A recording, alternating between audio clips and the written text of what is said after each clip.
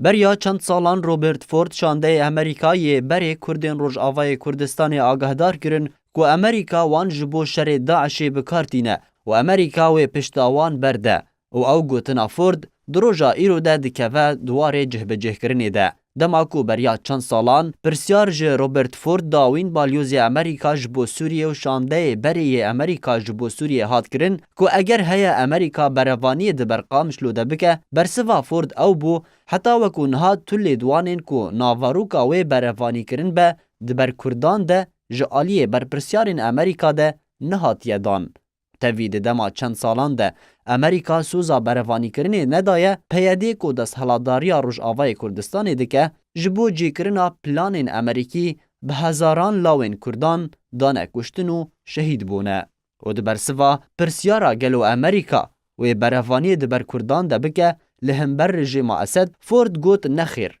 و اوه امریکا دکه لهمبر کردان نه نزانینه که سیاسیه بلکو کارکی نه اخلاقیه. و پیاده ده بردوامی سالین شورش سوری ده بردوام اجندین رژیم اسد و امریکا جیبه جیدکه. هروها فورد گوت که بردوام بر پرسیارین امریکا ده بیجن کرد دکونه شاشتیه که مزن ده اگر باوریا توایی به امریکا بکن و او گوتن ده دمان هاده بوا امر واقع و پیاده که بنزانین سیاست دکر ده میدان ده بتنی مایه نه رژیم اسد و نه امریکا و نه روسیا تو گرنگی ناده پیاده و چارنویسا نافجین کردی. فورد تکس کربو که هلال ایرانی لروجهالات چمی فرات نای تکشکاندن جبر جدر هزاوی هلالی لسوریه شما پایتخت سوریه و قندیل که فرمان به پیاده دکه تواهی فرمان خواه جی ایران وردگره. اف هفکشه سیاسی لروجهالات چمی فرات و بریار امریکا به وکشانه